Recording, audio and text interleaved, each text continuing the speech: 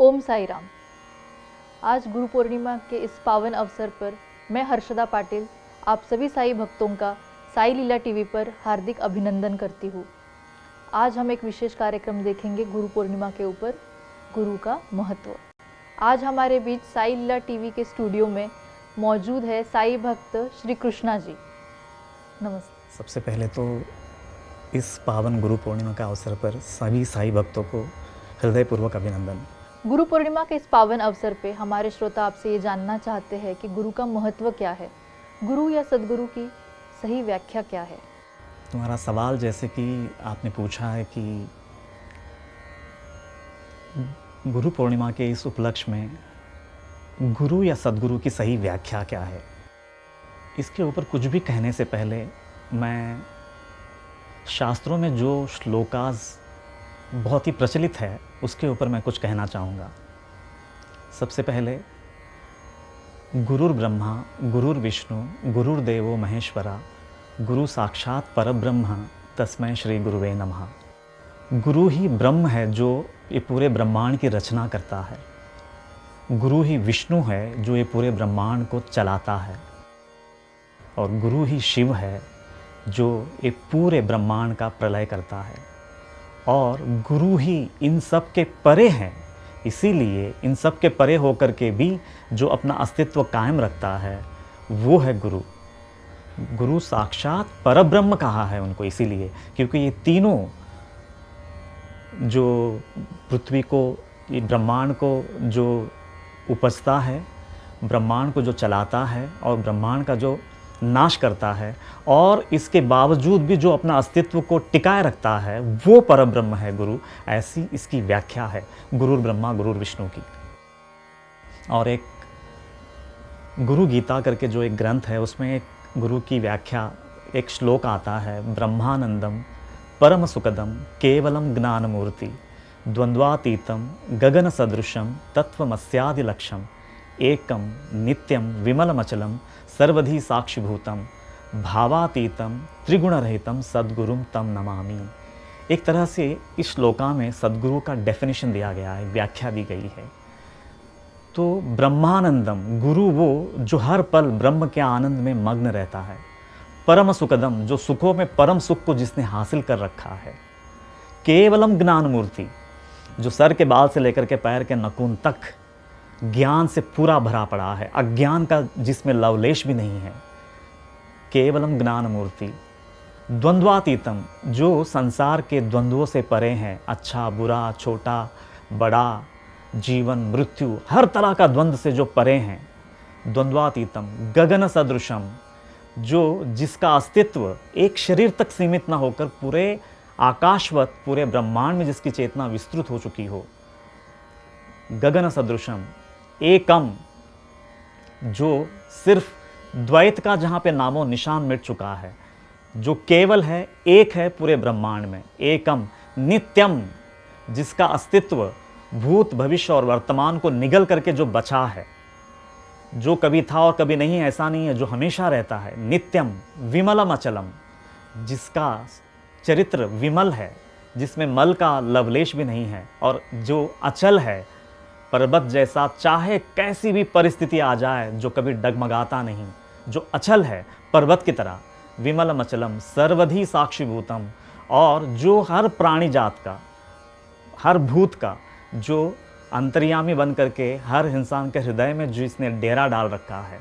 सर्वधि साक्षीभूतम भावातीतम, और जो इस संसार के भावनाओं से परे हैं, अच्छा बुरा हर तरह का भावना, हर तरह का इमोशन से जो परे हैं। भावातीतम त्रिगुण रहितम, जो सत्व रज और तम तीनों गुणों से जो रहित है।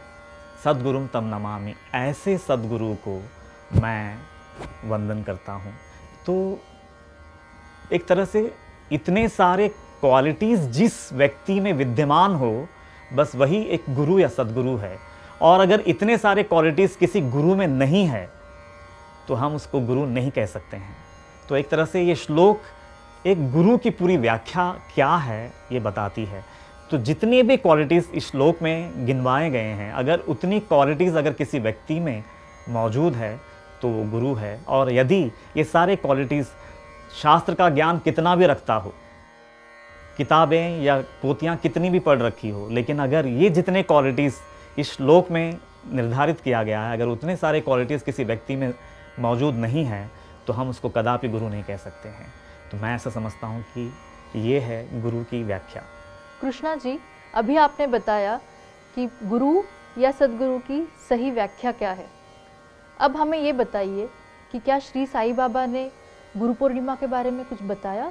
गुरु पूर्णिमा के ऊपर बाबा ने स्पेसिफिकली कोई प्रवचन या फिर कुछ स्पेसिफिकली कुछ कहा नहीं है, पर बाबा द्वारका माई में जब शुरुआती दिनों में रहते थे तो कभी किसी को पूजा करने की अनुमति नहीं देते थे। जब भी कोई पूजा करने के लिए आता तो बाबा द्वारका माई में एक खंभे की ओर निर्देशित करके वो कहते थे कि वो खंभे की पूजा करो। तो कई सालों तक, यहाँ तक कि ऐसा लिखा है कि 1910 तक उन्होंने कभी किसी को गुरु पूजा के तौर पे कभी उन्होंने अपनी पूजा करवाई नहीं। लेकिन 1910 में दादा केड़कर को उन्होंने प्रथम कहा था कि आज तुम मुझे एज ए गुरु मेरी पूजा कर सकते हो। वहाँ से वो परंपरा शुरू हुई। पर सवाल ये है कि बाबा ने उतने सालों तक किसी को गुरु पूजा करने क्यों नहीं दिया। बाबा पहले लोगों में वो जो गुरु पूजा के लिए जो तैयारी थी वो शायद उन्होंने पूरा करवा ली, और 1910 के बाद जब उन्हें ऐसा लगा कि अब इनका अहम मेरे बीच नहीं आएगा तो उन्होंने कुछ लोगों को गुरु की पूजा करने दी। और कहते हैं ना कि गुरु और शिष्य हकीकत में कौन है, तो कबीर जी उसके ऊपर एक दोहा कहते हैं, गुरु तो ऐसा चाहिए जो शिष्य से कछू न ले, और शिष्य तो ऐसा चाहिए जो गुरु को सब कुछ दे।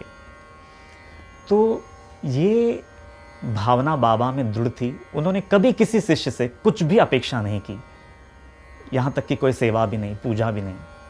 पर वो सारा जीवन, बल्कि एक तरह से देखा जाए तो वो भक्तों की पूजा करते थे, सेवा करते थे, उनका उद्धार करते थे। जो कुछ भी उनसे बन पड़ता उनका उद्धार के लिए वो हमेशा रात और दिन एक किया। बल्कि आखिर में यहाँ तक कि चरित्र कहता है कि उन्होंने अपनी जान तक किसी एक भक्त के नाम पे कुर्बान कर दी। तो वो थे बाबा। उन्होंने कभी भी किसी से कुछ भी अपेक्षा नहीं की, किसी भी भक्त से, किसी भी शिष्य से उन्होंने कोई अपेक्षा नहीं की, बल्कि सारा जीवन वो देते रहे, आखिर तक कि अपनी जान तक दे दी। तो वो थे बाबा। गुरु की आवश्यकता पर बाबा ने 32वें अध्याय में एक कथा कही है। खुद के ज़बान से जो कथा निकली है उसकी गहराई अगर हमारे हृदयों को छू ले तो गुरु की आवश्यकता कितनी गहन होती है वो बात स्पष्ट हो जाती है। वो कथा में स्वयं बाबा है और उन्होंने ही कथा भक्तों को कही थी द्वारका माई में। वो साईं सच्चरित्र में दर्ज है। तो वो अगर खुल जाए तो गुरु की महानता, गुरु की आवश्यकता क्या है, वो बहुत आसानी से लोगों के हृदय तक पहुंच जाएगी। कि देखिए, इस संसार में हर इंसान का जीवन का मकसद जो है वो 4 पुरुषार्थ को कमाना है: धर्म, अर्थ, काम और मोक्ष। कहते हैं धर्म, अर्थ और काम इंसान अपनी स्वकृषि से, मेहनत से, अपने कर्म से, अपने पुरुषार्थ से, अपने दम पे कमा सकता है, धर्म, अर्थ और काम। पर जो चौथा पुरुषार्थ है मोक्ष, वो गुरु की कृपा के बगैर संभव ही नहीं है, असंभव है। तो वो बात की पुष्टि करता हुआ 32वां अध्याय का ये कथा। कहते हैं बाबा अपने 3 सहपाठी के साथ वन में निकल पड़ते हैं ब्रह्म ज्ञान की खोज में। उनमें एक कर्म मार्ग का अधिकारी होता है। वो कहता है कि जब तक हम अपना पुरुषार्थ ना करें, उद्धरेत आत्मनात्मानाम, भगवद गीता का श्लोक का हवाला देकर के कहता है कि जब तक हम अपना पुरुषार्थ ना करें तो ब्रह्म हमारे हाथ नहीं लगेगा। और एकदम सही कह रहा है। और दूसरा सहपाठी कहता है कि जो इंसान अपने मन को वश करता है, अपने मन पे काबू लाता है, बस वही ब्रह्म ज्ञान का अधिकारी होता है। और तीसरा कहता है कि नित्य क्या है, अनित्य क्या है, जब तक सारा सार विवेक जगता नहीं है हमारे हृदय में तो हम ब्रह्म ज्ञान को पा नहीं सकते हैं। तीनों की भाषा जो है वो बिल्कुल सही कह रहे हैं।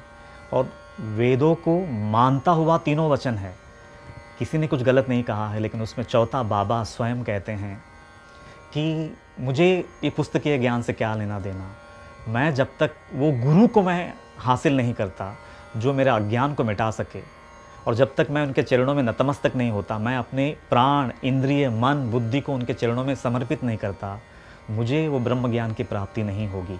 तो चौथा बाबा थे जो शरणागति की बात करते थे, गुरु की खोज में थे, वो प्यास लेकर के निकले थे। बाकी ये 3 सहपाठी अपने अपने सिद्धांत के आधार पे ब्रह्म को खोजने निकले थे। तो वो बुनियादी फ़र्क था। तो तीनों बल्कि चारों बाबा को मिलाकर वो वन में ब्रह्म ज्ञान की खोज में निकल पड़े। और वो भटकते भटकते भटकते एक बंजारा उनको आकर के मिलता है, और वो बंजारा कहता है कि आप लोग कहीं दिव्य खोज में निकले ऐसा जान पड़ता है। ये घना वन है, जंगल है, यहाँ पे सूर्य की रश्मि भी बड़ी मुश्किल से आती है, तो यहाँ पे ये रास्ता सुगम ना होगा। आप किसी पथ प्रदर्शक को अपने साथ ले लीजिए, तो आपका रास्ता, आपका ये सफ़र जो है वो सुगम हो जाएगा। और धूप गहरी है, तो कुछ खा लो, मेरे पास सूखी रोटी और चटनी है, तो पानी पी करके भले ही आगे चले जाना। लेकिन वो तीनों, और बल्कि बाबा भी उस समय उनकी बात नहीं मानते हैं। वो बोलते हैं हम लोग जिस खोज में निकले हैं, जब तक कि वो खोज पूरा नहीं होता हमें कुछ नहीं खाना, कुछ नहीं पीना। और थोड़ी देर के लिए बाबा भी उनके साथ हो लेते हैं और वो आगे निकल पड़ते हैं। फिर वो जंगल में, वो वन में भटकते भटकते, घूमते घामते, पता तक नहीं चलता कि वापस एक सर्कल में जैसे इंसान भटकता है वैसा भटक करके वापस वही जहाँ बंजारा खड़ा था वहाँ पे वो फिर से वहीं पहुँच जाते हैं। लेकिन इतने से इतना तो पता चलता है कि ये चारों अस्थिर थे और वो बंजारा जो था वो स्थिर था, अपने ही जगह पे था। लेकिन ये चारों भटकते रहे और पुनः वापस उस जगह पे आकर के दस्तक देते हैं। वो बंजारा कहता है चलो अब तो शायद तुम्हारे अक्ल ठिकाने आई होगी, मेरी बात अब भी मान लो, भले तुम मुझे अपना गंतव्य स्थान के बारे में ना बताना, लेकिन इतना धूप है, सर चढ़ा है, भूख लगी होगी, प्यास लगी होगी, एक चतकोर रोटी और सूखी चटनी ही है मेरे पास, वो खा करके थोड़ा पानी पी करके आगे जाओ। तो उस वक्त भी वो तीनों जो सहपाठी होते हैं उनको ऐसा लगता है कि एक तो रास्ता निकल नहीं रहा है और ये बंजारा बार बार हमारा रास्ता अड़ा करके खड़ा है। वो तीनों फिर से आगे निकल जाते हैं और बाबा को ऐसा लगता है कि एक आदमी जिसका अपना स्वार्थ कुछ भी नहीं है, हकीकत में हमारी भूख को, हमारी प्यास को वो महसूस कर रहा है, जैसे मानो उसकी पीड़ा उसके हृदय में जग गई है और वो हमें खाने के लिए आमंत्रित कर रहा है और इसको मुझे शुभ शकुन मानना चाहिए। ऐसा मान करके बाबा बोलते हैं आप मुझे अपना वो चतकुर रोटी दीजिए।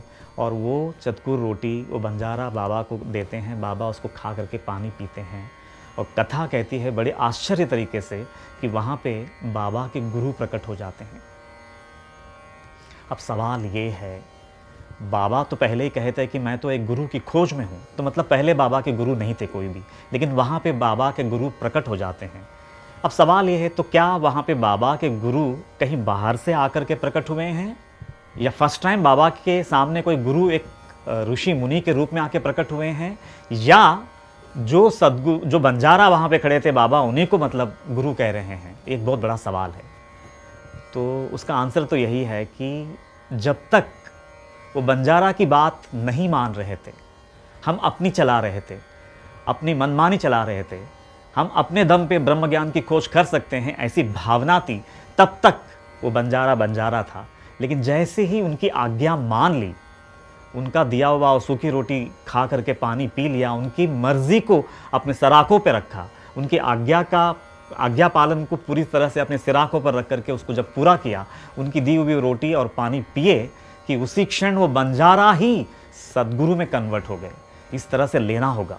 मतलब जब तक गुरु का हृदय, गुरु की मर्जी हमारी मर्जी नहीं बन जाती है, उनका आज्ञा हमारी लिए मतलब सर्वोपरि नहीं हो जाती है, और उनका आज्ञा को जब तक हम मानते नहीं हैं तब तक वो एक मामूली बंजारा है। लेकिन जैसे ही उनकी आज्ञा को तवज्जो देते हैं, उनकी आज्ञा को हम सिराकों पर रख करके जब हम उसका पालन करते हैं, तो वही बंजारा सद्गुरु कहलाते हैं। तो ये कहानी एकदम स्पष्ट करती है कि जीवन में गुरु का इम्पोर्टेंस क्या है। आज करोड़ों भक्त शिरडी जाते हैं, सच्चिदानंद सद्गुरु साईनाथ महाराज की जय का नारा लगाते हुए बाबा का दर्शन करते हैं। लेकिन सवाल पूछना होगा हर भक्त अपने आप से, अपने हृदय से, अपने अंतरंग से, क्या मैं वाकई में सद्गुरु का दर्शन कर रहा हूँ शिरडी में, या बंजारा का दर्शन करके मैं वापस आ रहा हूँ। यदि मैं अपनी मर्ज़ी को गिरा करके उनकी मर्ज़ी को जान करके वैसा अगर आचरण करने का मादा रखता हूँ तो ही मेरे लिए वो सच्चिदानंद सद्गुरु है। और यदि मैं वैसा ना करते हुए अपनी ही मर्ज़ी, अपनी ही प्रार्थनाएं, अपनी ही मतलब मनोकामना की पूर्ति के लिए अगर मैं बाबा बाबा कर रहा हूँ, तो बदकिस्मती से मैं एक बंजारे का ही दर्शन करके मैं वापस आ रहा हूँ अपने लौकिक संसार में। तो ये बात को समझना बहुत गहरी बात है, इस बात को समझना बहुत ही आवश्यक है कि मेरे लिए मेरे सच्चिदानंद सद्गुरु, मेरे ब्रह्मांड के नायक मेरे सद्गुरु है। या तो मैं उनको खुद ही उनको सद्गुरु, सच्चिदानंद सद्गुरु या ब्रह्मांड का नायक के रूप में मैं उनको प्रस्थापित करता हूँ, यदि मैं उनकी मर्ज़ी को जानते हुए वैसा जीवन आचरण करता हूँ, उनकी मर्ज़ी को जानते हुए वैसा उनका आज्ञा का पालन करता हूँ। और यदि उनका मर्ज़ी को ना जानते हुए मैं अपनी ही मर्ज़ी चलाता हूँ, अपनी ही मनोकामना के लिए बाबा बाबा करता हूँ, तो बदकिस्मती से मैं एक ब्रह्मांड के नायक को एक साधारण सा बंजारा बना करके बिठा देता हूँ। तो मेरी ही दृष्टिकोण उनको या तो बंजारा बना देती है या तो फिर सच्चिदानंद सद्गुरु साईनाथ। तो अब सवाल ये है कि मुझे वाकई में बंजारे का दर्शन करके वापस आना है या सच्चिदानंद सद्गुरु का। ब्रह्मांड हम लिखने को तो लिख चुके हैं वहाँ पे, अनंत कोटि ब्रह्मांड नायक राजाधिराज योगिराज परब्रह्म सच्चिदानंद सद्गुरु साईनाथ महाराज की जय। इतना बड़ा जयकारा हमने लिख रखा है, लेकिन क्या वाकई में वो दर्जा हम देते हैं? वो दर्जा अगर हम कब दे पाएंगे? जिस दिन हम अपनी मर्ज़ी को गिराएंगे, उनकी मर्ज़ी को, उनके हृदय को हम टटोलेंगे, उनकी मर्ज़ी को हम समझेंगे। वो मुझसे क्या एक्सपेक्ट कर रहे हैं, वो कैसा जीवन मैं जीऊँ ऐसा वो चाहते हैं। अगर वैसा जीवन हम जीते हैं, वैसा जीवन अगर हम उनको देते हैं, वैसा अगर चरित्र हम उनको देते हैं, तो ही वो हमारे लिए सद्गुरु है, नहीं तो एक मामूली बंजारा है। तो गुरु पूर्णिमा के इस पावन अवसर पर ये कथा अगर हमारे हृदय की गहराइयों में अगर स्थापित नहीं होती है, तो मुझे ऐसा लगता है कि फिर वो गुरु पूर्णिमा अधूरा है। तो ये कथा बहुत ही आवश्यक है। ये कथा इतनी आवश्यक है क्योंकि गुरु के बगैर ज्ञान तो असंभव है।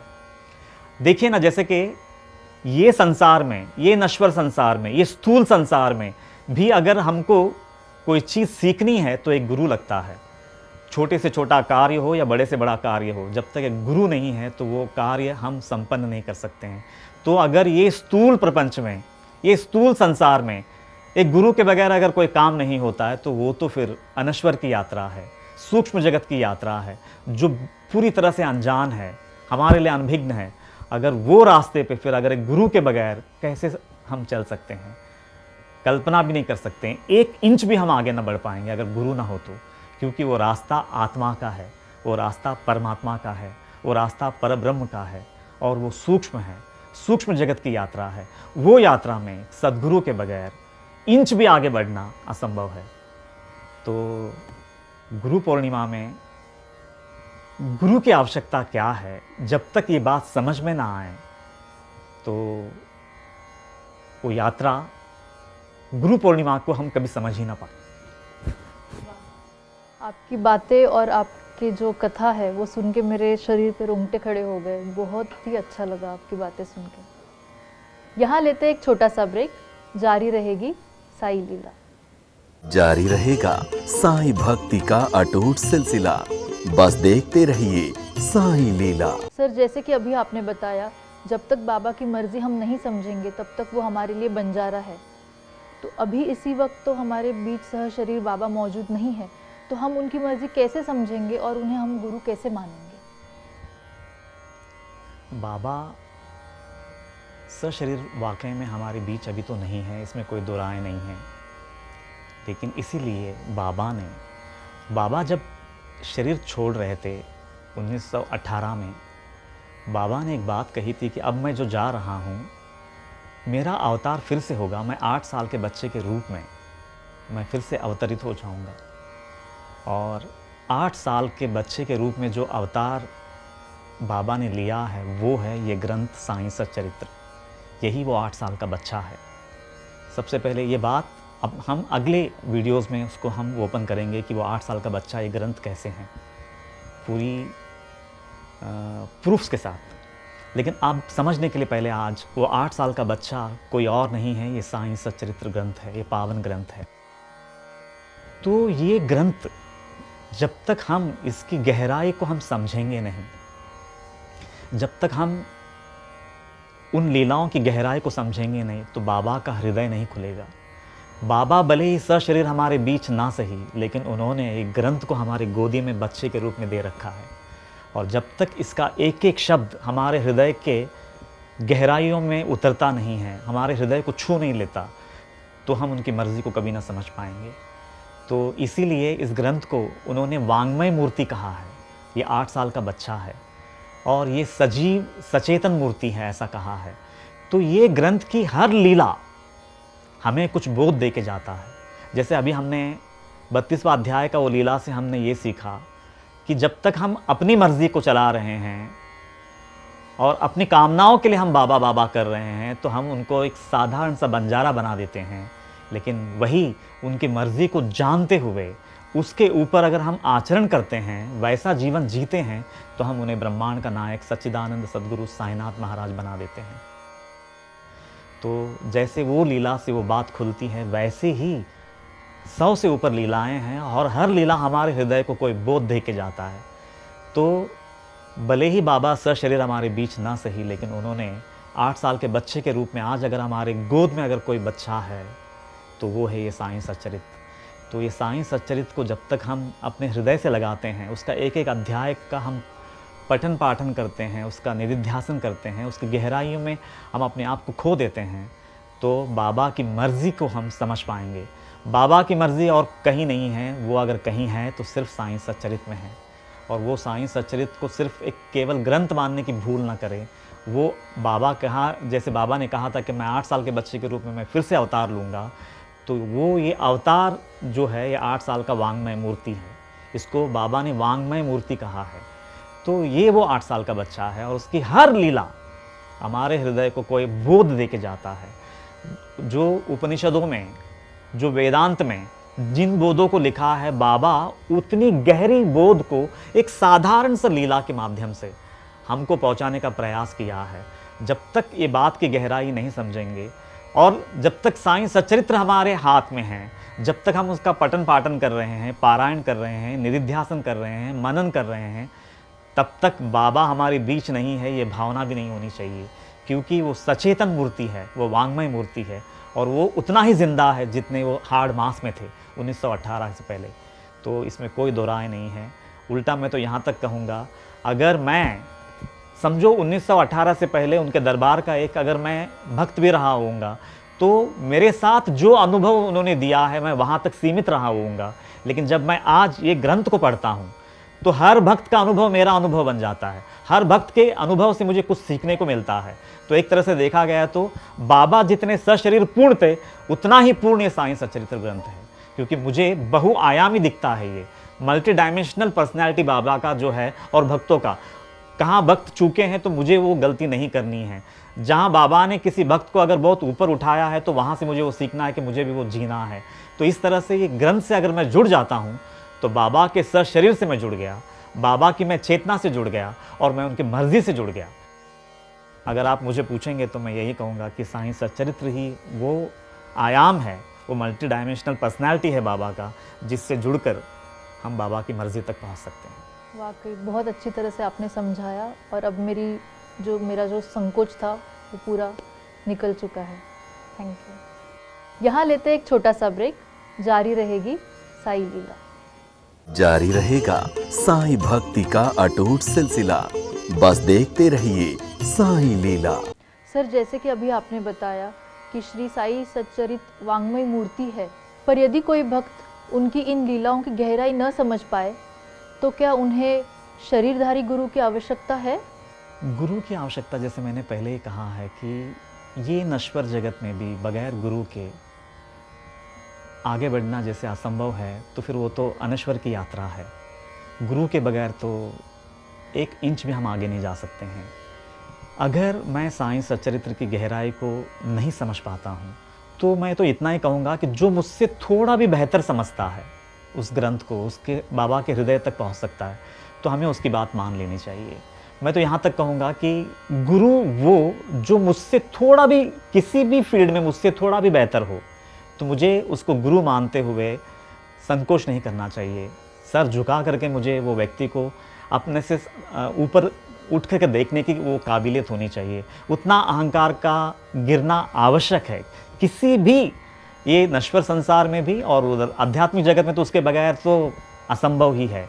तो अगर ये नश्वर संसार में जब तक अगर एक व्यक्ति जो मुझसे थोड़ा भी बेहतर हो, मैं अगर वहाँ पे अपना सर झुकाने की भावना नहीं रखता हूँ, तो अगर ये नश्वर संसार में नहीं चलता तो फिर वो तो आध्यात्मिक जगत है। मैं तो यहाँ तक कहूँगा गुरु यानी सिर्फ आध्यात्मिक गुरु ही गुरु नहीं होता। जहाँ पर भी मैं तो यहाँ तक कहूँगा कि अगर मेरे घर का नौकर या नौकरानी भी अगर मुझसे बेहतर अगर कुछ बात को जानती है या जानता है, तो मुझे वहाँ पे वो बात को शिरोधार्य करने में 1 सेकंड की भी देरी नहीं लगानी चाहिए। अगर उतनी ईमान अगर मुझ में जगा है तो ही मैं गुरु तत्व को बेहतर तरीके से समझ पाऊँगा। जब तक वो एहसास मेरे अंदर में ज़िंदा नहीं है कि गुरुत्व क्या है, गुरु यानी सिर्फ जो वेदों का ज्ञाता है, जो आध्यात्मिक ज्ञान रखता है, वही गुरु नहीं है। डेफिनेटली वो तो परम गुरु है, लेकिन गुरु तत्व जो है मुझसे अगर थोड़ा भी बेहतर, वो चाहे किसी भी फील्ड में क्यों ना हो, अगर उस बात को स्वीकार करते हुए अगर मैं वहाँ पे अपना सर झुका देता हूँ, तो शायद मैं शिष्य बन गया, मैं सीखने की तैयारी दिखा रहा हूँ। तो जिसकी सीखने की तैयारी है तो वो इंसान हमेशा नम्र रहता है, झुका हुआ रहता है। और जो व्यक्ति झुक जाता है, एक समय आने पर पूरा आसमां उसके सामने झुक जाता है। तो जो सीखने की तैयारी रखता है वो है सिख, और वही है सच्चा शिष्य। तो शरीरधारी गुरु तो आवश्यक है ही, उसमें तो कोई दो राय नहीं है।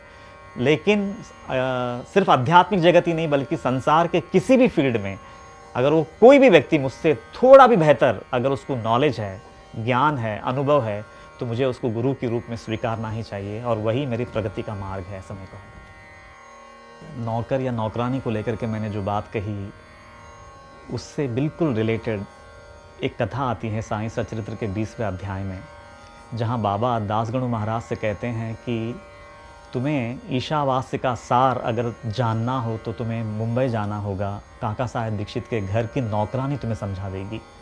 बहुत ही प्यारी कथा है वो। तो बाबा ने वहाँ पे ये बता दिया कि ज्ञान कहीं से भी मिले, सर झुका करके नम्र हो करके उसे वहाँ से स्वीकार लेना चाहिए। तो उसका एक ज्वलंत एग्ज़ाम्पल है 20वां अध्याय का, ईशावास्य उपनिषद का जो अध्याय है, उसमें उन्होंने वो बात को पूरी तरह से स्पष्टीकरण किया है। सर, आज हमने जो बातें की उसके बारे में कंक्लूड करते हुए आप हमारे श्रोताओं को क्या सार बताना चाहेंगे? इस पर मैं सिर्फ कबीर दास जी का एक दोहा पे इसको मैं ख़त्म करना चाहूँगा। कबीर जी कहते हैं, सदगुरु की महिमा का बखान करते हुए, वो कहते हैं, सब धरती कागज़ करूँ, सब धरती कागज़ करूँ, लेखनी सब वन राय, 7 समुद्र की मसी करूँ तो भी गुरु गुण लिखा न जाए। इसका अर्थ है, कबीर जी कहते हैं, सब धरती को अगर मैं पूरा इतना बड़ा कागज़ बना दूं, जितना ये धरती है उतना बड़ा कागज़ बना दूं, लेखनी सब वन राय, संसार के जितने भी जंगल है, पेड़ है, उनको काट छाट करके अगर उतना बड़ा कलम बना दूं, मैं धरती को कागज़ बना दूं, और सारा वन को, संसार के जितने भी वन हैं उन सबको काट कूट करके, पेड़ों को काट करके उसका मैं उतना बड़ा कलम बना दूं, और 7 समंदर जो है उसकी मसी करूं, मतलब उसकी स्याही बना दूं, और वो 7 समंदर की स्याही को उस कलम में भर करके ये धरती रूपी मतलब कागज़ पे अगर मैं उनका वर्णन लिखूं ना, उनकी महिमा का बखान करूं ना, तब भी ये कागज़ कम पड़ जाएगा, वो 7 समंदर की स्याही कम पड़ जाएगी। वो महानता है गुरु का। तो मैं इस दोहा पे मैं इसको ख़त्म करना चाहूँगा, और फिर एक बार सभी भक्तों को इस गुरु पूर्णिमा का ढेर सारी शुभकामनाएं। ओम साई राम। कृष्णा जी, आज आपने गुरु पूर्णिमा का महत्व, गुरु और श्री साईं बाबा के बारे में इतनी सारी जानकारी हमारे साई लीला टीवी के दर्शकों को और साई भक्तों को दी, उसके लिए आपको तहे दिल से धन्यवाद। ओम साई राम।